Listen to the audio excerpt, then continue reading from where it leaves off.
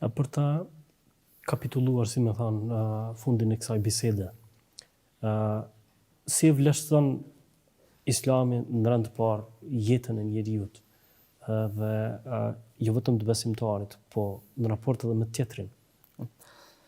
Pas të kaloj këtu, derisa për të nxjerr edhe një fakt që nganjëherë jeta mund të vlerësohet ose të vlerësohet edhe nga ana ideologjike, edhe nga ana botëkuptime ndryshme që kanë njerëz. Për shembull, sipas Aristotelit, njerëzit nga ana natyrshmërisë tyne, ashtu si lindin, janë për të udhëhequr.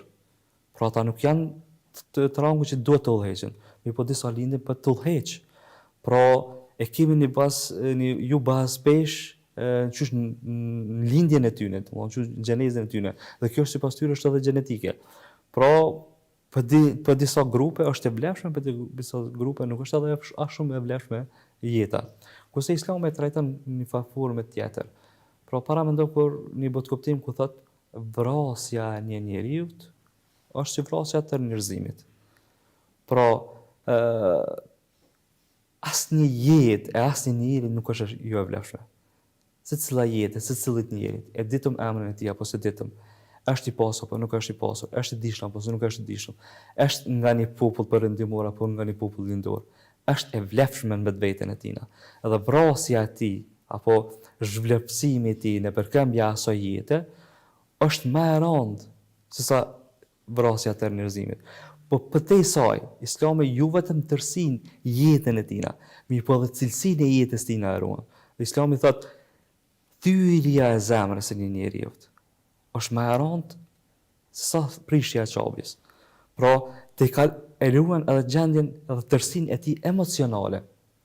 Për arsye se në mendimin islam, tjetri nuk është vetëm ek që ta mundson jetën, po është edhe formë se si ti e jeton jetën. Nëse X është i mirë, momenti që zëvendësohet me dikant tjetër ndryshon edhe jeta, edhe cilësia e jetës tonë. Por këtë Islamin aq sa të thret që ti jesh i mirë. Po aq thret që ti jesh i mirë me tjetrin, jo vetëm me veten tonë. Nuk është për besimtar pa që flan i ngupu më desa po mshiu ti flani.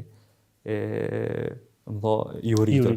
Kjo tregon se si e ruan, se trajton jo vetëm tërsinë e tij, jo vetëm jetën e tij, gjallërinë e tij, po edhe anën emocionale, edhe anën morale, edhe anën psikologjike, domethënë të njerëzve. Pra është nuk mund të bëhet krahasim ndërmjet trajtimit që i bën Islami jetës dhe botkuptimit, filozofit dhe sistemit tjera morale që i bojnë jetës.